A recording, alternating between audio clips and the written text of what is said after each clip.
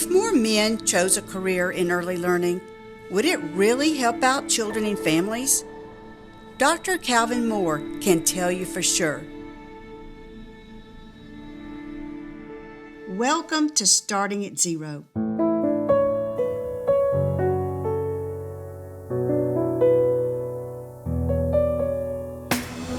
Starting at Zero, imagining a world of high-quality education for our youngest citizens. I'm Jeana Ross. As an educator, policymaker, mother, and grandmother, it's my passion to advocate for the futures of our children. Today, we connect with Dr. Calvin Moore, whose many years in early education have provided him with deep and rich perspectives. Having been a teacher early on and then later holding senior roles directing federal and state public departments to also being an author, he has always retained a focus on improving outcomes for underserved children. Today, Dr. Moore is the CEO of the Council for Professional Recognition, which oversees the CDA credential for early educators. Credentials not only help advance careers, but are also understood to help improve quality across early education programs. I hope you'll come away from our conversation feeling just as I do, that Dr. Moore is one of the field's most engaging personalities. Hi, Dr. Moore. Welcome. It's good to see you, Secretary Ross. Thank you for inviting me to be part of this podcast. Dr. Moore, tell us a little about your journey into the early childhood education field. Was there a moment that you decided that's what you wanted to major in as a young man? I always like to joke that my early childhood career almost didn't happen. It actually was an accident. After serving 4 years in the Air Force, I came home trying to figure out what I wanted to do with the rest of my life. And my aunt, who was a kindergarten teacher, encouraged me to major in early childhood education. She was an early childhood professional herself and knew about the Head Start program in Jefferson County in Alabama, and she encouraged me to work full-time in the Head Start program and go to school part-time to finish my degree, and the rest is history. I don't know if I've ever told you, Secretary Ross, but I was a Head Start child myself, and so my family benefited from the program, and I think I stayed closely connected to Head Start over the years, and working with children and families to support them and their development has been a passion of mine since I started my career, and it continues through to this day. Dr. Moore, you've been a teacher. You've been able to be an administrator in Head Start programs. You've also been director of a state division of child care. You are very close to the Alabama Pre-K program in understanding how it works. Can you tell our listeners what you see is a thread through all of those?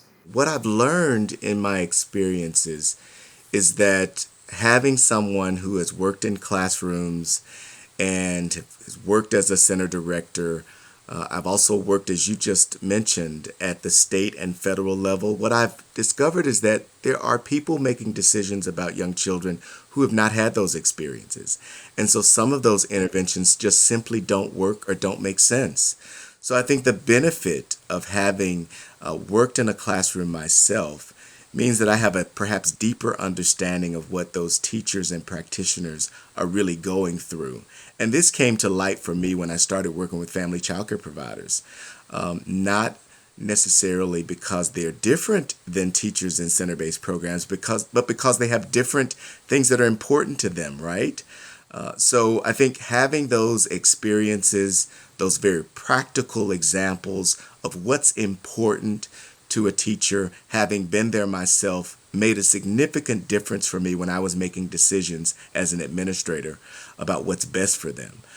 Also, it bodes well for me with children and families as well. If you've never worked with parents trying to figure out how to work and find quality childcare, then you just don't understand what it is you need to do for them. But having worked with parents in classrooms, supporting them, trying to help them with all the things that they face every day, and the importance of having a high quality experience for their children really pays dividends. So I would encourage administrators, see what you can to really be on the ground with children and families before you make those vital decisions, because I think that will make a significant difference in your success.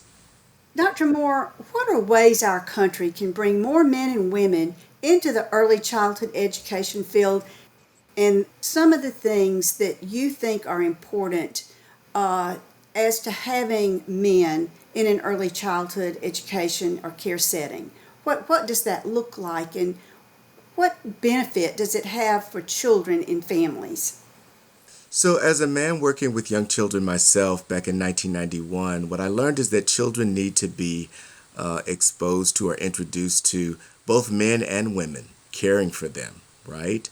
I learned very early on that many of our young children may not have male figures in their lives, at least not as active as a teacher, seeing them every day. So I think having men in classrooms really introduce the idea that both men and women can care for young children. I've thought a lot about encouraging more men into the field, and I think the first suggestion I would have is to capture them early.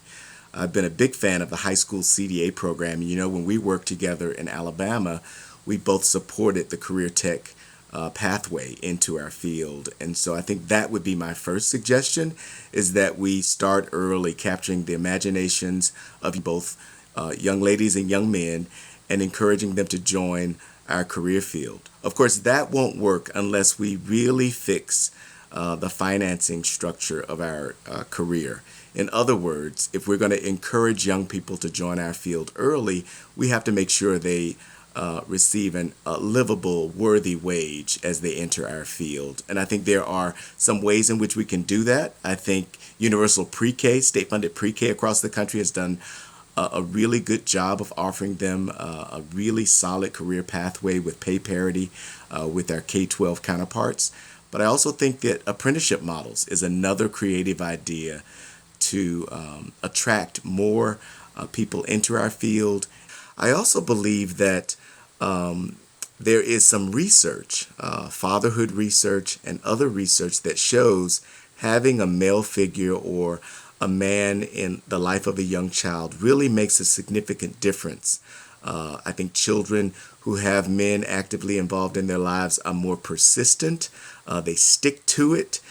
They often are the ones who graduate high school and go on to college and other post-secondary experiences. And there's a significant impact on young girls that they delay pregnancy, for example, and they go on to succeed in sports and other extracurricular activities just by having their fathers involved in their lives. So there is research, but there's also that anecdotal example that I've experienced as a man working in the field, that children need to see both men and women caring for them at a young age. You mentioned universal pre-K, and it is being rolled out in many states. Describe to our listeners what you think are the advantages this has for early childhood practitioners. You mentioned the salaries and the pay parity. Are there other advantages you can see as far as this rollout of universal pre-K for the other years of early childhood? I think that universal pre-K has done a lot, as I've said, for pay parity, but also for quality. I think having a high quality early childhood experience is critical for children and families. So having the best materials and equipment available to children, both inside and outside the classroom, I think is really important. And universal pre-K has done a lot to make sure that there are state-of-the-art classrooms available to families. But I also believe pre-K has done a lot to help support, as we said earlier, this continuous knowledge and understanding of child development for the practitioners, both the lead teacher and the auxiliary teacher. I think making sure that they have professional development experiences that will allow them to really implement a fabulous curriculum is really key. And then one final thing about universal pre-K that I really have enjoyed advocating is this focus on the whole child, that it's not just about the curriculum and what's going on in the classroom, but making sure that children are well and whole in other ways, whether it's their social development or their physical development. There are ways that we need to intervene early to help children stay on track in terms of their developmental milestones. And that's what Universal Pre-K helps with as well. Can you talk to us, give us some examples of what some of those early interventions might be? Well, I've seen personally that teachers may be the first to notice that a child may have a speech impediment or may need some intervention in other ways. They may be the first to understand the child is not growing like their typical peers. And those are ways in which teachers can work with parents to identify those milestones and help children get the interventions that they need early. And you know, Secretary Ross, the earlier that we can intervene, the more likely we are to be successful and keep children on track developmentally. Can you talk to us a little bit about maybe a teacher, a model teacher that you observed over the years, of course, beside yourself? What made that teacher special? Well, I think there were a number of things. Like there are a million little things that make a teacher really successful. I think it goes to some of their creativity. I remember a teacher that I observed once in a classroom that had really a lot of creative ideas that she deployed. And even my teacher, when I was a teacher assistant, I found that she tapped into what her strengths are, right? So every teacher is different. I think they have to know what their strength is to really make a difference with children and families. And my teacher, Mrs. Raspberry, was a wonderful storyteller. That she had a way of telling funny and enriching stories for children. And so they were looking forward to story time in our classroom, and they knew that Miss Raspberry was going to tell an exciting and engaging story, and that story would be alive every day of that week. So I think that enjoying how teachers bring their personality, their creativity, and their uniqueness to the classroom setting, no matter what curriculum they're implementing, no matter what materials they have available to them, if they could be creative and authentic in those experiences, the children and the families will come along on that journey with them.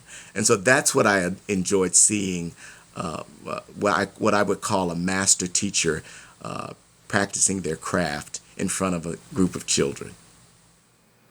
So, Dr. Moore, tell us what your strength is as far as if in the classroom as a teacher.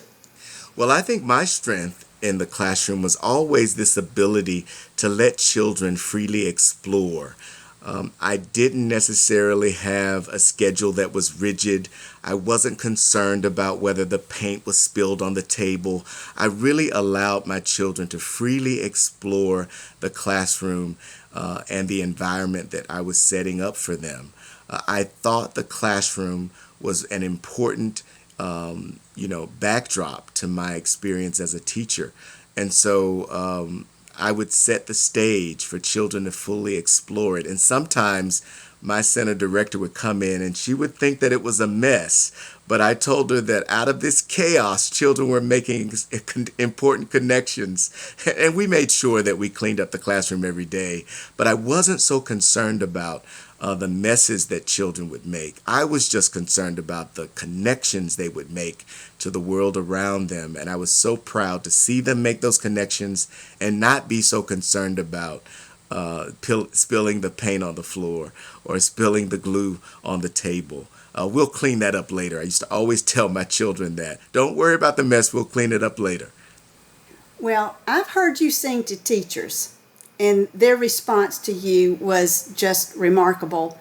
And I know you had to have sung to your children. Can you tell us some of the songs you would sing? Because I think, when we sing to children and we bring music into the classroom, we put a song in their little hearts that they can pull up later on in times that might not be so happy when they're trying to find their happy. Yes, I think music was a big part of my journey as a teacher. We sang all the time, whether it was the cleanup song, clean up time, clean up time, clean up every day. Oh, how sweet and oh, how neat our classroom is today. Yeah, I mean, I think You find a way to connect the singing to what you want the children to experience. And if you could find a really nice cleanup song, whether it was set to the tune of Jingle Bells or Happy Birthday, I think that would be important. And I think music is really vitally important for young children, and that's why I would always sing to them. Yeah, you either found a big mess in my classroom or you heard us singing all the time. Dr. Moore, talk to our listeners about your early childhood education philosophy. I think I'm a constructivist by academic preparation. I attended the University of Alabama at Birmingham, so I believe children build and construct knowledge as they interact with their environment. So teachers should be providing a lot of hands-on experiences with young children, rich literature, so that language and literacy are an active part of their daily experiences. But I also am a Vygotskian constructivist. I believe that learning and language and culture are interconnected, so that children understand where they come from and hopefully where they're going, and we can support children and families as they make these important connections during the early years of a child's development. And then finally, I really believe that children and families have to really be connected to what's happening in the school. So as children grow and learn, our parents should grow and learn a lot about how to support children in the early years. I think with brain development and what we're learning about young children, this is a very important age, and so parents, as their first teacher, should really be connected to what's going on in classrooms. How does someone go about doing that to make sure that the parent is connected and feels valued and respected as far as what's going on in their child's education or child care setting? I really think it begins with the teacher. So I think teacher preparation programs should really include parent engagement, parent activities, ways in which the teacher can connect the parent to the classroom.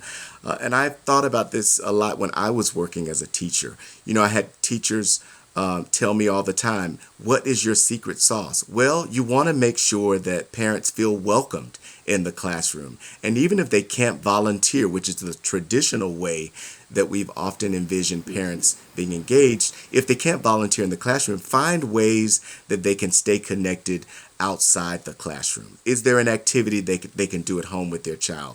Is there something that they can do to help you with that classroom theme for next week? Keeping them connected, making sure they know what's happening, what's going on, what meals are going to be served for the week. Those are ways that parents can be involved. Get their opinion. Ask them what they think about your classroom curriculum. Ask them what they want to do outside of the classroom. Is there a field trip that a parent would like to have the classroom go on? There are ways to keep them connected, and I think we should keep those tricks in our sleeve, under our sleeve, so that we can pull them out when needed. But finding ways for parents to get involved is the magic sauce. And sometimes those ways will be as unique as the parents are. That's right. Every classroom has a different group of parents every year. So from year to year, your classroom engagement with parents may be very different. How does your philosophy influence your practice and policy decisions? Well, I think that understanding how children grow and develop is really important. It provides a basis of my understanding of what should be happening in classrooms. And I think staying true to my philosophy has really helped me over time. And being a lifelong learner myself, I think has also been a commitment I've made over time as well, so that the more I learn, the more I can grow as a practitioner. And I think I encourage teachers to do that all the time. In the same way, Secretary Ross, that we believe children build knowledge about the world around them, teachers build knowledge about teaching as they gain more experience and really understand what's happening and staying on the cutting edge of our field. So I've always been open to learning and growing as a practitioner, and that's how I've stayed connected to the field and get better over time.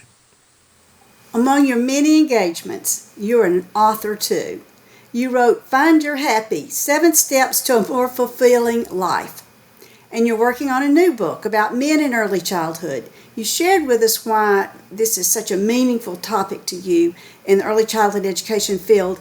Tell us about the process of writing this book.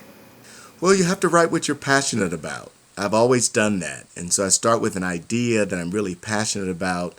Finding you're happy was really important to me because I believe that you can't, find happy when you get there. You have to be happy on your way. And so I wanted to help people connect with what I discovered as an individual, trying to find meaning out of my life. But also, as you know, I was a young man in 1991 working in a female-dominated profession. I was passionate about encouraging other men to join me on this journey. And so that's been essential. I don't write about anything that I'm not passionate about because I think if you don't do that, then you won't stick to it. Because sometimes it takes you a couple of years to write a book. I didn't want to spend a decade writing about something I wasn't passionate about, Secretary Ross. So I always stick to what I really, really am interested in and what I think will make a difference in our world. Well, Dr. Moore, I'm a practitioner at heart, and I think you are too, starting, on your career as a teacher. I always like to ask my guests, what is their favorite children's book and why? That is a difficult question. There's so many that I'm in love with. Of course, my favorite is The Very Hungry Caterpillar by Eric Call, but I also like Abby Yo-Yo by Pete Seeger, and perhaps the one that I'm reading the most right now to my nieces and nephews is Where the Wild Things Are by Maurice Sendak. And you know that story, I'm sure, Secretary Ross. It's about a child who's mischievous, he's not understood at home and at school, but he escapes to a wonderful island where there are these majestic beings where he can have fun, as young children like to do. So I think that's the one that's my favorite right now. I'm reading a biography of C.S. Lewis, and he talks about some of those same types of escapes that young children have, and a lot of it is just connected with nature.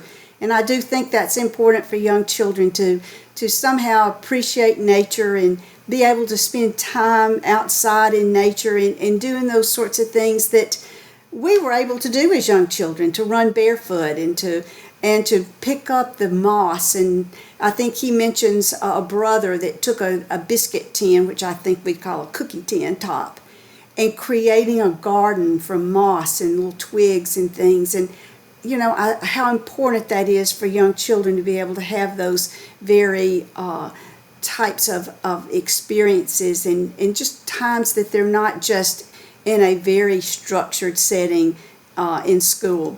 And that book, Where the Wild Things Are, reminds me of that. Absolutely. What can listeners do today to bring a sense of urgency locally and nationally concerning the importance of the early childhood work as researchers, policymakers, and practitioners?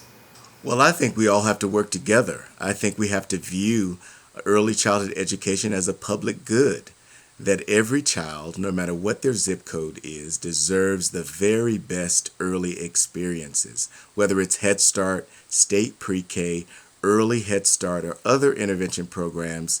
Children need a really, really good start, and so do our parents. And so I think that if we can view it as a public good and make those investments, I think we can follow the recommendations of policymakers to make a difference in the lives of young children and their families. And I think that's how we create this urgency in our communities. I believe it's grassroots. I think we have to start on the ground in communities to build this kind of advocacy, but we can do it. Most people that I talk to in my community understand how important the next generation is. They want to do something to improve all of the investments that we've made and maybe improve those investments over time. I think it's communication, but more importantly, it's to view it as a public good. Dr. Moore, can you tell listeners how they can find you and connect with you? Yes, if you want to get in touch with me, I am the CEO of the Council for Professional Recognition. My email address is calvinem@cdacouncil.org. I'd love to hear from your listeners about any suggestions or questions they may have about the work we're doing at the Council. Do you have any calls to action that you'd like to share with our community? Well, I have one call to action. Support early childhood education wherever you are. Do what you can to lift up the amazing work that practitioners are doing all over the country to support children and families, children ages birth to 5. I'm supporting those practitioners, and I hope that everyone listening to this podcast will do what they can to support them as well. Thank you, Dr. Calvin Moore. Thank you, Secretary Ross. Starting at zero, imagining a world of high-quality care, education, and success for our youngest citizens. Please visit us at startingatzeropodcast.com.